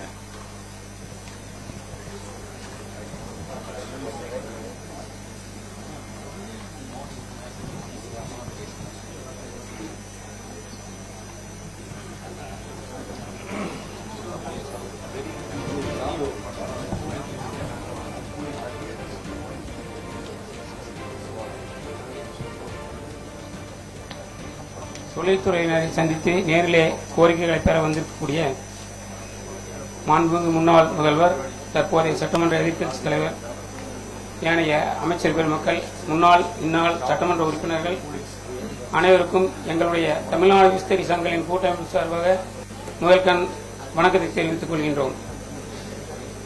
தற்போதைய சூழ்நிலையில் ஜவுளி தொழில் எவ்வாறு இருக்கின்றது என்பதை பற்றி எனக்கு முன்பு பேசிய எங்களுடைய ஜவுளி உற்பத்தியாளர் சங்கத்தினுடைய தலைவர் முருகேசன் அவர்கள் கூறியதை முழுமையாக நீங்கள் கேட்டிருப்பீர்கள். அதனுடைய தொடர்ச்சியாகத்தான் நான் இங்கே பேச வந்திருக்கின்றேன். 1990 இந்த விஸ்தரி உரிமையாளர் சங்கத்தினுடைய கூலி பிரச்சனை தொடர்ந்து இருந்து கொண்டே இருக்கிறது. 1990 இன்று வரை 6 சட்டமன்ற உறுப்பினர்கள் உருவாகி இருக்கின்றார்கள். அதிலே முதல் முறையாக 1994 சட்டமன்ற உறுப்பினராக இருந்த KS துரைமுருகன் அவர்கள் வரலாற்று சிறப்புமிக்க ஒரு நிகழ்வை நடத்தி காட்டினார்கள். எங்களுடைய விஸ்தரி கூலி பிரச்சனை இருக்கின்ற போது மின்கட்டண உயர்வு அபரிமிதமாக உருவாக்கப்பட்ட பொழுது 1994 எங்களுடைய கோரிக்கைகளை வைத்த பொழுது உடனடியாக பரிசீலனை பண்ணி எங்களுடைய கோரிக்கைகள் ஏற்றுக்கொள்ளப்பட்டு சட்டமன்றத்திலே மாண்புமிகு அம்மா அவர்கள் முதல்வராக இருக்கின்ற பொழுது 11 கோடி ரூபாய் சலுகை அளித்து விசித்தறிக்கென்று தனி டேரக்டை உருவாக்கி கொடுத்தார்கள் என்பதை எங்களால் மறக்க முடியாது. 1990 இரண்டாவது முறையாக சேமா வேலுசாமி அவர்கள் இருந்த பொழுது 60 கோடி ரூபாய் மின்கட்டண உயர்வை ரத்து செய்தார்கள். அடுத்து வந்த பரமசிவம் அவர்கள் இந்த காலத்திலும் சரி, நடராஜன் அவர்கள் இருந்த காலத்திலும் சரி, தற்போதைய சட்டமன்ற உறுப்பினர் MS ஆனந்தன் அவர்கள் இருந்த காலத்திலும் சரி, எங்களுடைய கோரிக்கைகளை நாங்கள் கனிவுடன் கொடுத்தால் அதை பரிசீலனை செய்து மொத்தம் 16 முறை எங்களுடைய கூலி உயர்வு பேச்சுவார்த்தைகள் நடைபெற்றிருக்கின்றது. இந்த 35 ஆண்டு காலத்திலே அதிலே பெரும்பான்மையான கூலி பிரச்சனைகள் தீர்க்கப்பட்டது அம்மாவுடைய ஆட்சி காலத்திலேதான் என்பதை பெருமையோடு சொல்லிக்கொள்ள விரும்புகின்றேன். எங்களுக்கு தனி தயாரிப்பு ஒதுக்கி 9.11 கோடி எங்களுக்கு சலுகை வழங்கியதும் சரி, தனி தயாரிப்பு உருவாக்கியதும் சரி, தற்போது 500 யூனிட் மின்சாரத்தை கட்டணமில்லா மின்சாரமாக உருவாக்கி கொடுத்திருக்கின்றார்கள். முதலிலே அதுதான் எங்களுடைய தொழிலை காப்பாற்ற உதவியது. எங்களுடைய கோரிக்கைகளை ஒரு சில கோரிக்கைகளை இங்கே உங்கள் முன்பு வைக்க விரும்புகின்றோம். 1984-85 ஆண்டிலே கைத்தறிக்கு தனி டேரிப் உருவாக்குவதற்காக, கைத்தறிகளை காப்பாற்றுவதற்காக அப்போதைய பிரதமர் இந்திரா காந்தி அவர்கள் கொண்டு வந்த ரக ஒதுக்கீடு திட்டம் கைத்தறிகளை காப்பாற்றி இன்று வரை அந்த தொழில் நடந்து வருகிறது. அதன் நீட்சியாக நாங்கள் இப்பொழுது கேட்பதெல்லாம் விசித்தறிகளை உடைத்து விற்கக்கூடிய கேவலமான நிலைக்கு எங்களுடைய தொழில் சென்று கொண்டிருக்கின்றது. இதை காப்பாற்ற 2019 ஆண்டு பாராளுமன்ற தேர்தல் வாக்குறுதியிலே நீங்களும் இப்போது மத்திய அரசிலே இருக்கக்கூடிய ஆளும் கட்சியும் சேர்ந்து கோவையிலே சட்டமன்ற தேர்தலிலேயும் அறிவித்த வாக்குறுதி போல மத்திய அரசிடமிருந்து விஸ்தரி ரகங்களுக்கு தனிரக ஒதுக்கீடு பெற்றுத்தர நீங்கள் ஆவணம் செய்ய வேண்டும். ஒவ்வொரு தீபாவளிக்கும் வீட்டில் உள்ள பெண்களுக்கு சேலை வழங்கப்படும் என்ற நீங்கள் திட்டத்தை அறிவித்திருக்கின்றீர்கள். மிக்க மகிழ்ச்சி. அந்த சேலைகளை உருவாக்குகின்ற உற்பத்தி செய்கின்ற பொறுப்பை விஸ்தரிகளுக்கு கொடுக்க வேண்டும் என்று கேட்டுக்கொள்கின்றோம். ஒவ்வொரு ஆண்டும் ஒவ்வொரு 3 ஆண்டுகளுக்கு ஒரு முறையும் ஜவுளி உற்பத்தியாளர்களாக எங்களுடைய முதலாளிகள் இடத்திலே நாங்கள் பேச்சுவார்த்தை நடத்தி கூலிக்கு நெசவு செய்யும் விஸ்தரியாளர்கள் கூலி நிர்ணயம் செய்ய தேவையான நடவடிக்கைகளை எடுத்தாலும் கூட அது முறையாக பின்பற்றப்படுவதில்லை என்பதை நாங்கள் இங்கே சொல்லிக்கொள்ள விரும்புகின்றோம். ஆகவே நீங்கள் கூலி உயர்வு நிர்ணயத்தை ஒவ்வொரு முறையும் நடத்துகின்ற பொழுது சட்டப்பூர்வமான ஒரு உயர்வை நிர்ணயம் செய்து கொடுக்க வேண்டும் என்று தாழ்மையுடன் கேட்டுக்கொள்கின்றோம்.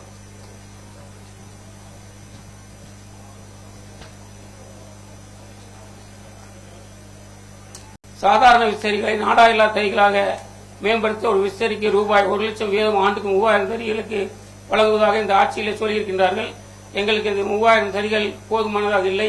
இதனை ஆண்டுக்கு 10,000 தறி விஸ்தரிகளுக்கு வீதம் மொத்தம் 100 கோடி ரூபாயாக உயர்த்தி வழங்கி வரும் ஆண்டுகளிலே நீங்கள் பதவிக்கு வந்தவுடன் எங்களுக்கு இந்த விஸ்தரிகளை நாடாயில்லா தறிகளாக மாற்றுவதற்கு உறுதுணையாக இருக்க வேண்டும் என்று கேட்டுக்கொள்கின்றோம்.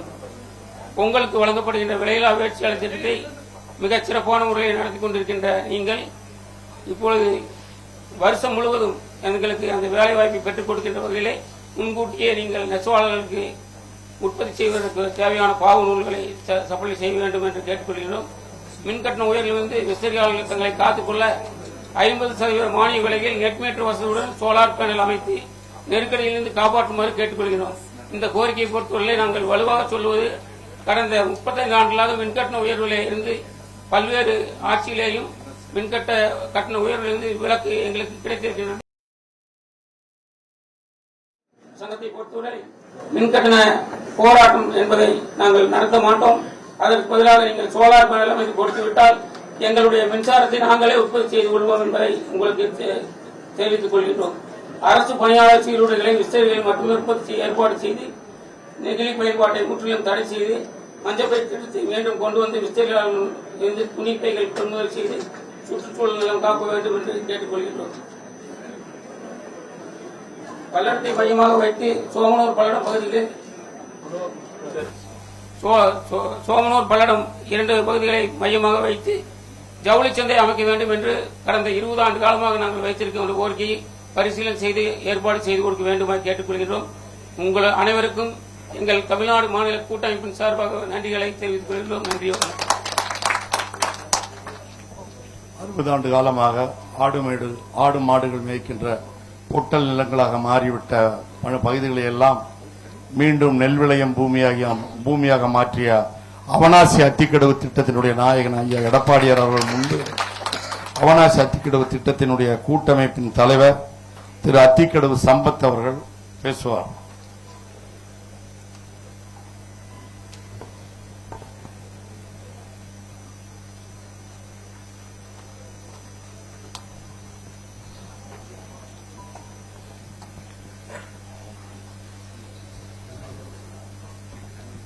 எல்லோருக்கும் அத்திக்கடவு வணக்கம். இன்னைக்கு ஒரு மனசுக்கு ரொம்ப சந்தோஷமா இருக்குதுங்க. ஆனா இன்னைக்கு பாத்தீங்கன்னா ஒரு முதலமைச்சரை இன்னைக்கு பாக்குறது அப்படிங்கிறது மிகப்பெரிய விஷயங்க. இப்ப தற்போதைய முதலமைச்சரை நாங்க அத்திக்கடவு அவனாசி திட்ட போராட்டக்குழு சார்பாக ஒரே ஒரு முறை தான் பார்த்திருக்கிறோங்க. ஆனா நம்முடைய மதிப்பிற்கும் மரியாதைக்கும் உடைய எடப்பாடியார் ஐயா அவர்களை பாத்தீங்கன்னா குறைஞ்சது ஒரு 15 தடவைக்கு மேல நாங்க அவர் முதலமைச்சராக இருக்கும்போது பார்த்திருக்கிறோங்க. அதனால அவர் எவ்வளவு எளிமையானவர் அப்படிங்கறத நான் இந்த நேரத்தில் நம்ம சொல்லி குறிப்பிட்டா ஆகணுங்க. அது மட்டும் இல்லாம பாத்தீங்கன்னா நீங்க இன்னைக்கு ஆளுங்கட்சியா இருக்கிற ஒரு முதல்வருக்கு எப்பேற்பட்ட பாராட்டு விழா எங்க வேணா எந்த நிமிஷம் வேணா செய்ய முடியுங்க.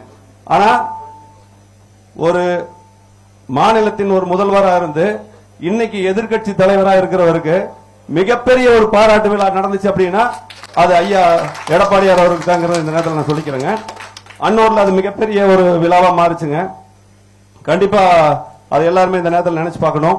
பாத்தீங்கன்னா 60 இருந்து 70 ஆண்டு காலம் கோரிக்கை அத்திக்கடவு அவனாசி திட்டம்ங்கிறது. இன்னைக்கு இங்க முன்வரிசையில் உட்கார்ந்து இருக்கிற தொழிலதிபர்கள் பலர் பாத்தீங்கன்னா ஒரு காலத்துல அவங்க ஊர்ல தண்ணி இல்லாம தொழில் துவங்க திருப்பூருக்கு வந்தவங்களா தான் கண்டிப்பா இருக்க முடியும்.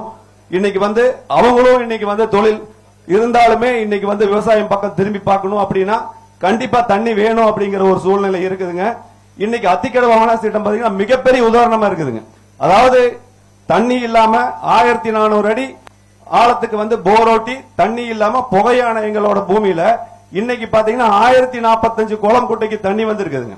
1045 குளம் குட்டைக்கு தண்ணி வந்திருக்கிற பகுதியில் பாத்தீங்கன்னா 300 அடியிலிருந்து 400 அடிக்குள்ள இன்னைக்கு தண்ணி வந்திருக்குது.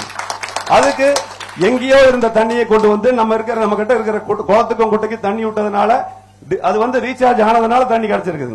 அதுக்கு வந்து இந்த நேரத்தில் முக்கியமான ஒருத்தர் இந்த நேரத்தில் நம்ம கண்டிப்பா நினைச்சு பார்க்கணுங்க. அதுக்கு வந்து நம்முடைய முன்னாள் மாண்புமிகு முதலமைச்சர் வந்து நம்முடைய செல்வி ஜெயலலிதா அவங்களை வந்து இந்த நேரத்தில் கண்டிப்பா நினைச்சு பார்க்கணும். ஏன்னா இந்த அத்திக்கடவு அமராவதி திட்டத்திற்காக 3.27 கோடி ஒதுக்கி இந்த திட்டம் கண்டிப்பா நடைபெறும் அப்படிங்கிற ஒரு உத்தரவாதத்தை அளிச்சு எங்களுக்கு ஒரு நம்பிக்கையை கொடுத்து அவங்க தான். அதன் பின் நம்மளுக்கு பின்னாடி அதற்கு பின்னாடி வந்து பாத்தீங்கன்னா எடப்பாடி வந்தாருங்க. முதல் கட்டமா 250 கோடி நிதி ஒதுக்கினார். யாருமே செய்யாத விஷயத்துக்கு ஒரு 250 கோடி நிதி ஒதுக்கி இந்த திட்டம் தொய்வில்லாம போயிட்டு இருந்ததுங்க. அப்புறம் இன்னொரு விஷயத்தை இந்த நேரத்தில் நீங்க எல்லாருமே தெரிஞ்சுக்கணுங்க. இன்னைக்கு வந்து ஒரு எம்எல்ஏ வந்து தப்பா நினைச்சுக்காதீங்க, ஒரு எம்எல்ஏ வந்து இன்னைக்கு வந்து ஒரு பொதுப்பணி ஒரு ஏஇ கிட்டயோ இல்ல வேற யாருக்கிட்டயோ பேசுறங்கிறது ரொம்ப அரிதான இந்த காலத்துல ஒரு முதலமைச்சர் பிடபிள்யூடி கிட்ட மாசம் மீட்டிங் நடத்திங்க. அந்த அத்திக்கடவு திட்டம் எவ்வாறு செயல்பட்டு கொண்டிருக்கிறது அப்படிங்கறத வந்து தெரிஞ்சு பண்ணிட்டு இருந்தாரு. அது மட்டும் இல்லாம அதாவது இந்த ஒரு 2-3 வருஷம் வேலை நடந்துட்டு இருந்ததுங்க. அப்ப கொரோனா காலம் வந்துச்சுங்க. கொரோனா காலம் வந்து எல்லா இடத்துலயும் பாதிப்பு ஏற்பட்டு அதாவது தொழிலாளர்களே இல்லாத ஒரு சூழ்நிலையில வட மாநிலத்திலிருந்து அவங்களை வந்து பிளைட்ல கூட்டிட்டு வந்து இந்த பணிகள் எந்த விதமான தொய்வு இல்லாம நடக்கணும் அப்படிங்கறதுக்காக ஆளுகளை கூட்டிட்டு வந்து தொடர்ச்சியா பணிகளை செஞ்சதும் நம்மளோட எடப்பாடி ஐயாங்கிறது இந்த நேரத்தில் நம்ம கண்டிப்பா சொல்லணுங்க. அது மட்டும் இல்லாம இந்த நேரத்தில் இந்த திட்டத்திற்காக எங்களுக்கு உறுதுணையா இருந்த பல அமைச்சர்கள் இன்னைக்கு இங்க முன்னாடி உட்கார்ந்து இருக்கிறாங்க. நம்ம அண்ணன் ஜெயராம் அண்ணன் இருக்கிறாருங்க, எம்எஸ்எம் இருக்கிறாருங்க, எஸ்பி வேலுமணி அண்ணன் இருக்கிறாருங்க, உடுமலை ராதாகிருஷ்ணன் அண்ணன் இருக்கிறாருங்க, அதே மாதிரி நம்ம சிவசாமி எம்பி அண்ணன் இருக்கிறாருங்க, அதே மாதிரி ஜே.கே. எம்எல்ஏ இருக்கிறாருங்க, நம்ம வடக்கு சட்டமன்ற உறுப்பினர் விஜயகுமார் அண்ணன் இருக்கிறாருங்க, அதே மாதிரி பாத்தீங்கன்னா அந்த நம்ம கருப்பண்ணன் அண்ணன் இருக்கிறார். அதான் ஒவ்வொருத்தருமே ஒவ்வொரு பங்குங்க. அதாவது இந்த திட்டத்திற்கு உண்டான சில பிரச்சனைகள் இருக்கும்போது ஒவ்வொருத்தருமே கரம் கொடுத்தாங்கிறது இந்த நேரத்தில் நம்ம கண்டிப்பா சொல்லணுங்க. அதனால யாருமே அதாவது ஒரு கட்சியில ஒரு ஆளுங்கட்சியில இருக்கிற ஒவ்வொரு அமைச்சர்களுமே பொறுப்பெடுத்து இந்த திட்டத்திற்காக நம்ம கை கொடுத்தாங்க அப்படின்னா கண்டிப்பா வந்து அதிமுகவை கண்டிப்பா சொல்ல முடியுங்கிறது இந்த நேரத்தில் சொல்லிக்கிறேங்க. அது மட்டும் இல்லாம ஒவ்வொருத்தரும் இந்த பணிகளுக்காக மிகச் சிறப்பான வேலையை பண்ணாங்க. இப்ப நாங்க எங்களோட கோரிக்கை என்னன்னாங்க ஐயா, 1400 குட்டை அதாவது 1045 குட்டைக்கு எங்கெங்கெல்லாம் தண்ணி வந்திருக்குதோ அந்த இடத்துல எல்லாம் 300 அடிக்கு தண்ணி வந்துருச்சுங்க. ஆனா 1400 குட்டை வந்து இன்னைக்கு இந்த திட்டத்தினால விடுபட்டு இருக்குதுங்க. எங்களோட கோரிக்கை தொடர்ச்சியா நாங்க வச்சுட்டே இருக்கிறது என்னன்னா 1400 குட்டைக்கும் தண்ணி கொடுத்தீங்க அப்படின்னா கண்டிப்பா அந்த பகுதி மிகச் செழிப்பையா மாறும் அப்படிங்கிறது வந்து எந்த விதமான சந்தேகம் இல்லைங்க. ஏன்னா இங்க பாத்தீங்கன்னா தொரலூர் ஊராட்சியில அதாவது ஒரு 50-53 வருஷத்துக்கு முன்னாடி தான் நெல் வச்சாங்க. ஆனா அதுக்கப்புறம் பாத்தீங்கன்னா இந்த அத்திக்கடவு அமராவதி திட்டம் தண்ணி வந்ததுக்கு அப்புறம் பாத்தீங்கன்னா வறண்டு கிடந்த பூமியில இன்னைக்கு நெல் வைக்கக்கூடிய சூழ்நிலை உருவாயிருக்குது அப்படின்னா அது கண்டிப்பா இந்த அத்திக்கடவு திட்டத்தினாலதான். அதுக்காக இந்த நேரத்தில் மீண்டும் நம்முடைய மதிப்பிற்கும் மரியாதைக்கும் உடைய எடப்பாடி அவர்களுக்கு மீண்டும் நன்றியை தெரிவித்துக் கொள்கிறோங்க.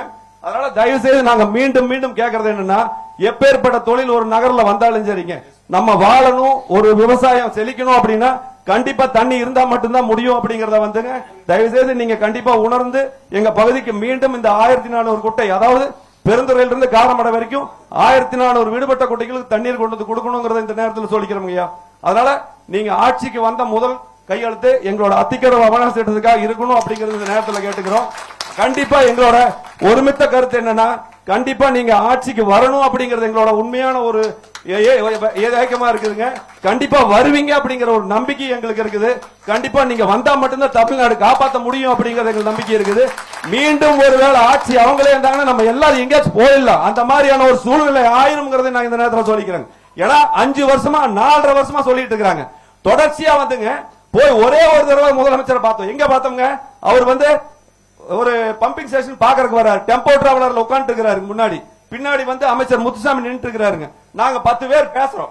அதாவது அத்திக்கடவு திட்டத்தை பத்தி சொல்றாங்க, சொன்னதுக்கு அப்புறம் நான் விடுபட்ட குட்டையை பத்தி பேசுறோம். ஒரு வார்த்தை நான் பேசலீங்க. முதலமைச்சரோட குரல் எப்படி இருக்குன்னு எனக்கு தெரியாது. நம்ம பேசுன அவர் கேட்டாரு, ஆனா எங்களுக்கு வந்து கேட்கல. உண்மையா ஏக்கமா இருக்குது. ஏன்னா நம்ம வந்து ஒரு சின்ன ஒரு ஊராட்சி தலைவரா இருந்தாலும் அந்த ஊராட்சியை பாத்துக்கக்கூடிய பொறுப்பு ஒரு ஊராட்சி மன்ற தலைவருக்கு இருக்கும்போது ஒரு மாநிலத்தை பார்க்கக்கூடிய பொறுப்பு ஒரு முதல்வருக்கு இருக்குது. அதனால எந்த ஒரு பிரச்சனையா இருந்தாலும் முதல்வர் தலையிட்டு கண்டிப்பா எல்லாத்தையும் பண்ணா மட்டும்தான் அந்த மாநிலத்தை காப்பாற்ற முடியும் அப்படிங்கறத ஒவ்வொரு முதல்வர் உணரணும். அப்படிப்பட்ட முதல்வர் எங்களுக்கு கிடைச்சாரு. மீண்டும் அந்த மாதிரியான ஒரு முதல் எங்களுக்கு கிடைப்பாரு அப்படிங்கிற ஒரு நம்பிக்கை எங்களுக்கு இருக்குதுங்க ஐயா. அதே மாதிரி கண்டிப்பா வந்து இங்க சாதாரண விஷயம் கிடையாது. ஐயா கிட்டையும் போய் ஒண்ணும் இல்லைங்க. இப்ப ஐயா வந்து எதிர்கட்சி தலைவரா இருந்ததுக்கு அப்புறம் கூடங்க இப்ப 4-5 தடவை ஐயாவை போய் சந்திச்சிட்டோம்ங்க. போய் சந்திச்சு இந்த மாதிரி வந்து கண்டிப்பா இந்த வீடு விட்டக்கொட்டிக்கு எங்களுக்கு தண்ணி வேணும், தண்ணி திட்டத்தை போடணும் அப்படின்னு சொன்னோன்னா கண்டிப்பா பண்றேன்னு தான் சொல்லிக்கிறாரு. அதே மாதிரி எஸ்சி வந்து என்ன சொல்றாங்கன்னா திருப்பி அதே இடத்துல வந்து இன்னொரு பம்பிங் ஸ்டேஷன் போட்டுங்க, அங்க இருந்து தண்ணியை கொண்டு வர முடியும் அப்படின்னு சொல்றாரு. நம்ம இவரு மதிப்பிற்குரிய முத்துசாமி அமைச்சரை போய் பார்க்கும்போது அவர் என்ன சொல்றாருன்னா நிலம் எடுக்கிறது பிரச்சனைன்னு சொன்னார். ஒண்ணும் இல்லைங்க, ஒரு கான்பரன்ஸ் ஏற்பாடு பண்ணியிருந்தாருங்க. நாங்க வந்து உண்ணாவிரதம் இருக்கிறோம்னு சொன்னோம்னா ஒரு கான்பரன்ஸ் ஏற்பாடு பண்ணி கலெக்டர் ஆபீஸ் ஈரோட்ல இப்போ ஒரு 6 மாசத்துக்கு முன்னாடிங்க எல்லாம் உட்காந்து இருக்கும்போது பேசும்போது நான் தெளிவா சொன்னேன். காரணம் சொல்லிட்டே இருந்தார். ஐயா ஒரே ஒரு விஷயத்தை நான் சொல்றேனுங்க, காரணத்தை சொல்லிட்டே இருந்தா இந்த 1045 குட்டைக்கு தண்ணி வந்திருக்காது. காரணத்தை சொல்லாம திட்டத்தை ஆரம்பிச்சாங்க, 1045 குளம் குட்டைக்கு தண்ணி கொண்டு வந்துட்டாங்க. அதனால தயவு செய்து எங்களுக்கு காரணம் தேவையில்லை அப்படிங்கறத சொல்லிட்டோம். அப்புறம் இப்ப கடைசியா ஒரு 10 நாளுக்கு முன்னாடி போய் அமைச்சர் முத்துசாமியை பார்த்துட்டு வந்தோம்ங்க. பார்த்துட்டு வெளியே வந்து அவர் வந்து நம்மளோட சேர்மன் கோபி சேர்மன் சரவணன் அவர் கூட வந்தார். கீழே வந்து வெளியில வந்ததுக்கு அப்புறம் அவருக்கு சொல்லிட்டார், அதாவது மீண்டும் 2016 பிப்ரவரி 8ஆம் தேதியிலிருந்து 19ஆம் தேதி வரை 12 நாள் உண்ணாவிரதம் மாதிரி மீண்டும் ஒரு எங்களை வந்து அந்த மாதிரியான ஒரு உண்ணாவிரதத்துக்கு எங்களை தள்ளிடாதீங்க. கண்டிப்பா இன்னும் 3 மாசம் பார்ப்போம். டிசம்பருக்குள்ள எங்களுக்கு ஒரு தெளிவான ஒரு திட்டம் வரல, நீங்க வந்து டிபிஆர் ரெடி பண்ணி நிதி ஒதுக்கல அப்படின்னா கண்டிப்பா ஜனவரியில மீண்டும் ஒரு உண்ணாவிரதம் அவனாசியில் நடைபெற்ற தீர்வுன்னு சொல்லி இருக்கிறோம். கண்டிப்பா எங்களோட திட்டத்திற்காக உயிரை கொடுக்கறதுக்கு தயாரா இருக்கிறோம் அப்படிங்கறது இந்த நேரத்தில் மீண்டும் நாங்க சொல்லிக்கிறோம். அதனால ஐயா எங்களோட இந்த திட்டத்திற்காக செவிச்சாச்சு, கண்டிப்பா இந்த திட்டத்தை கொண்டு வருவீங்க அப்படிங்கிற ஒரு நம்பிக்கை எங்களுக்கு இருக்குதுங்க ஐயா. மீண்டும் பாத்தீங்கன்னா இன்னும் ஒரே ஒரு சில கோரிக்கைங்க. இப்ப ஊராட்சி மன்ற தலைவர் 5 வருஷம் இருந்ததுனால அதில் சில பிரச்சனைகள் இருக்குதுங்க ஐயா. ஏன்னா எத்தனையோ பிரச்சனைகள் இருக்குதுங்க, அதாவது 1000 பிரச்சனை இல்ல எங்களுக்கு ஒரே ஒன்று சொல்லிடுறேங்க. அதாவது என்னன்னா இங்க பாத்தீங்கன்னா டேங்க் ஆபரேட்டர்ல இருந்து தூய்மை பணியாளர்கள் இருந்து எல்லாமே பாத்தீங்கன்னா 5000 ரூபாய் கொடுக்குறாங்க. 4 மணி நேரம் வேலை செய்யறாங்க. ஒரு நாள் 4 மணி நேரம் வேலை செய்யறாங்க, அவங்களுக்கு 5000 ரூபாய் சம்பளம். எப்படி வேலை செய்வாங்கிறது நம்ம கண்டிப்பா உணர்ந்து அவங்களுக்கு சம்பளத்தை உயர்த்தணும். அது மட்டும் இல்லாம ஆள் பற்றாக்குறை பயங்கரமா இருக்குது. ஒரு பஞ்சாயத்துல தூய்மை பணியாளர் 10 பேர் இருக்கணும், 3 பேர் இருக்கிறாங்க. டேங்க் ஆபரேட்டர் வந்துங்க 4 பேர் இருக்கணும்னா அங்க பாத்தீங்கன்னா 2 பேர் தான் இருக்கிறாங்க. அதனால அதையும் கவனம் செலுத்தி அதுக்கும் நீங்க முன்னுரிமை கொடுக்கணுங்கிறத சொல்லிட்டு அனைவருக்கும் நன்றி கூறி விடைபெறுகிறோம். நன்றி, வணக்கம்.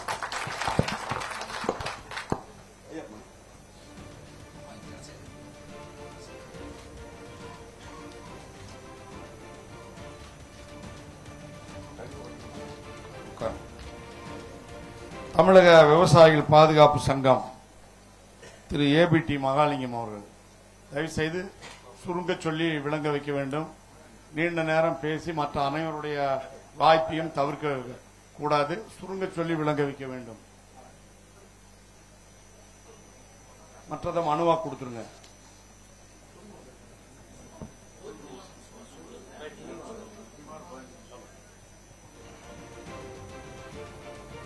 தமிழகத்தினுடைய எதிர்க்கட்சியினுடைய தலைவரும் அண்ணா திராவிட முன்னேற்ற கழகத்தினுடைய விடிவெளியும் ஐயா அவர்களுக்கு திருப்பூரினுடைய ஸ்மார்ட் சிட்டியினுடைய பகுதிக்கு வருகை புரிந்து சிறப்பித்துக் கொண்டிருக்கின்ற உங்களை தமிழக விவசாயிகள் பாதுகாப்பு சங்கத்தின் சார்பாக வருக வருக என நாங்களும் வரவேற்று மகிழ்கிறோம். மேலும் அரங்கத்திலே வீட்டிருக்கின்ற அத்தனை தொழில் அமைப்புகளுக்கும் அத்தனை மூத்த முன்னோடிகளுக்கும் தலைவர்களுக்கும் முன்னாள் அமைச்சர்களுக்கும் நன்றி கலந்த வணக்கத்தை உரித்தாக்கி நம்முடைய திருப்பூர் மாவட்டம் கோவை மாவட்டங்களை ஒருங்கிணைத்திருக்கின்ற பகுதி ஆனமலையாறு நல்லாறு திட்டம் நீண்ட காலமாக நிறைவேற்றப்படாமல் இருக்கிறது. அந்த திட்டத்தை நிறைவேற்ற வேண்டும் என்று எல்லா தேர்தல் அறிக்கையிலும் அது கதாநாயகனாக இடம்பெற்றுக் கொண்டே இருக்கிறது. ஆனால் அந்த கதாநாயகனை அந்த களத்திலே பார்க்க முடியவில்லை.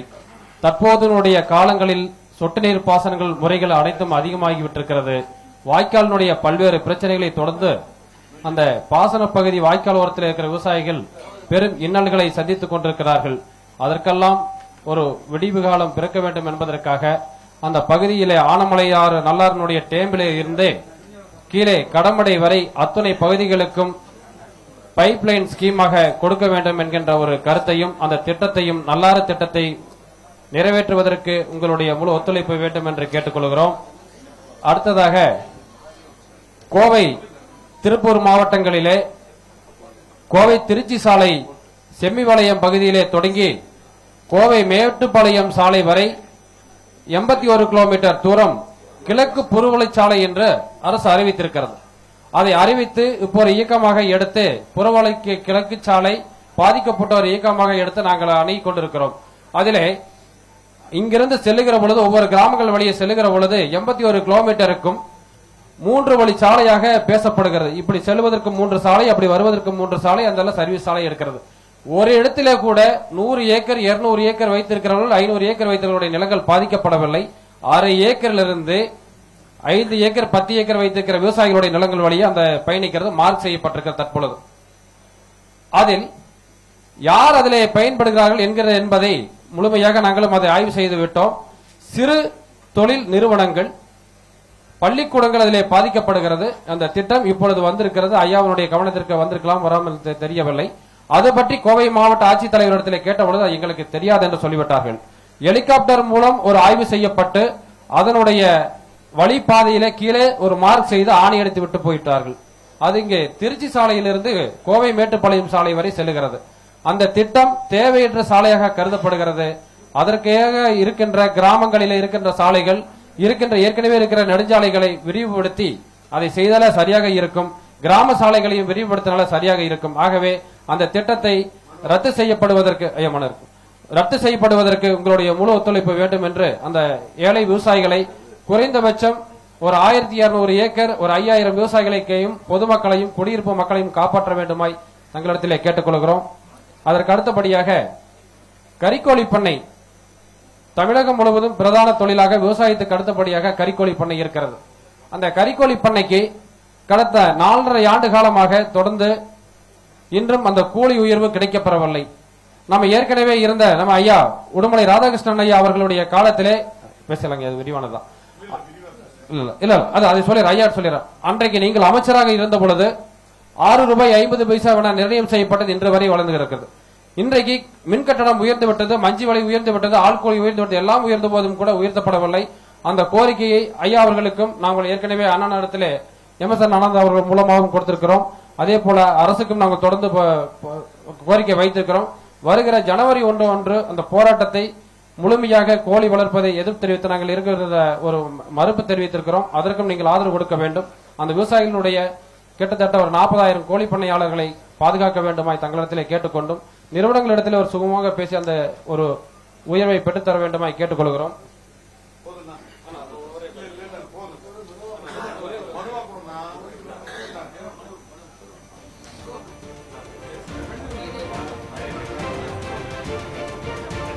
சரி,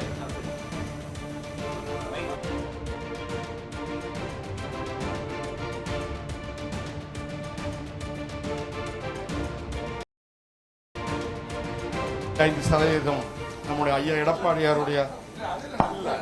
எடப்பாடியார்கள் சார்பாக ஒதுக்கப்பட்டு இடம் பிடித்திருக்கிற 10 மாணவ மாணவிகள் வந்திருக்கிறீர்கள். இறுதியாக ஐயாவுக்கு பின்னாடி நின்று போட்டோ எடுத்துக் கொள்ளலாம். சிறப்பாக தமிழக நொய்யல் விவசாய சங்கத்தின் சார்பாக திரு திருஞான சம்பந்தம் அவர்கள் உரையாற்றுவார்கள். அப்புறம் ஸ்டூடெண்ட்ஸ் அப்புறம் கூப்பிடும்போது வாங்க.